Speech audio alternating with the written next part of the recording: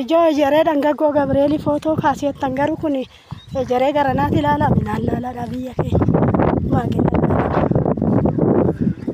karaa warra gurmuu araddoon beektu karaa warra nuuritu dhangama san warri ijoolleen jaree Gabreelii bira hoggaan geemmoo siniif hin kaasaa laala midhaan fakkaatu laala ijoolleen baadiyyaa ijoolleen dhangagoo Gabreelii kunati moo Gabreelii na shikama akka mul'atu zaan agartanii laal shuwwee si gadi jaree dirree hoggaan geemmoo siniin kaasa waa biyya teenya Oromiyaa jedhaanii akkana laalaati kun jaree gaa baaqelaa isheeta jedhina isheen butiidha daraaraa laalaadha laala baaqelaa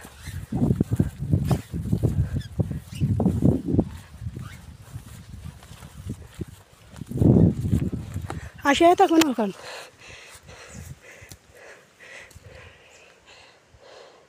asheeta baaqelaati jiru hoggaa hoggaan nagee kunooti immoo ijoo Gabreeliin kun achi keessa achi jiru kattanna qumqabu immoo dhangagoo Gabreeliti kun immoo asii ol tuquru Gabreelidha katti bareeddu laaladha biyya kiyya biyya dhalootaa kunoo asi biyyi dhalootaa kun nuti Gabreeliin immoo kun nuti laala achi keessa asii achi qorqorroon xinnoo mul'ata daandiin karaa saniin xiqqoo ishee eegumsa irra hirannaa nan hin dhaqne achiini bakki dhaloota kiyyaa kana sirraanan ol yaasa qofa horii asiin horii hoggaan eegu jechuudha asii gadi immoo kun nuti fitteeni hiluuni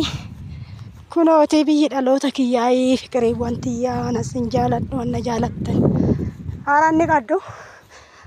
ganaan gadi taa'ee eenyolaa jedhu caammaa maalan ni qana mana dhoqqeessaa waan namatti faradi anna fuudhu daandirraa deebi'u kun olaaladha waan fakkaattu biyyi teenya ijoolleen kun warra tulluu hundee hin beektu ijoolleen warra tulluu hundee jedhama kunoo kun jechuudha barzaafiin kun mana warra tulluu hundee andur jechuudha kaama babbadde ishiin jaree fakkaattu ijoollee sirruun nama ittiin qorriti jara keenya hundi isaaniitu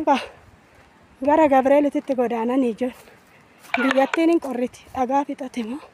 silkiin kiyyayyuu kana ka biyyi dhaloota kiyyaa kana fakkaata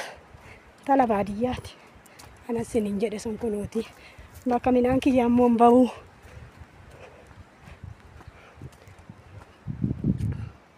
xaafii waa fakkaatu agartanii gugurraachaa kun xaafiidha sigada kakiin sinii waraabamu adaraa Gabreelii hoggaa geeche anjetta sun kunooti ka Gabreeliin asii beeta kiristaanii bira akkattanna kun qaba jechaa dhuftee karaa kamiin baatee warra tulluu hundee kunoo kana riba miree iluutis kunnati akakiin immoo asii gadi kun ola roba akakii ati laaloo kiyyaa asii gadi fiqirii wantu jiraani fayyuma kiyyaa karaa tokko nattu na nyaattu nafsee warra kiyyaa amaaroo ani jirtuudha siniifi nuti laaladha kana fakkaatti muknu nama marartii mitiire fiqirii waan kun akkam jirtu fayyuma keechanii naguma keechanii saree takkan asirratti sinii baasadheetan saree qoshashaan nalee qadalchee qoshashaan guddise takka jechuudha sareen takka beennamamtu sila kanaafuu godhaa fi waan ishiin barreechite laalati koomentii har'aa san irratti jechuudha koomentii ishiin har'a barreechite jechuudha mucatti qilibuu tana jechuudha waaqumti irreecha boruu kan odeemte si galchaa laatasi waan ta'e oduu sitti faradi kotteechanii immoo kotteete jalatti silaan kana caaltu siin jedha saaritti qoshaashitti malabbaa keggootana jala saare ilmoo namaati ammaati miti haadha siif hin ta'u deebii kana naa deebisi saaritti qoshaashitti lakkafamtuu haadha rabsi haa lakkafu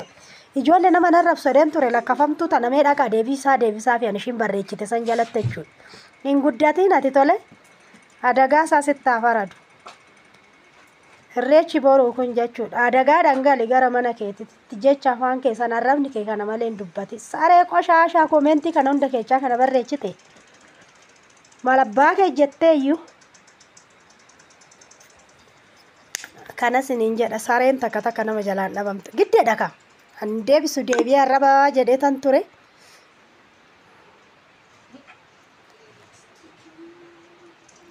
Qoshaashitti han qoshaa ilmoo qoshaashaa ilmoo kosi. Ilmoo guddisa badde. An dhalcha badde dhalcha irra hin deebi'anii maal godhu. Saritti an amma kee gaa ilmi kiyya tole.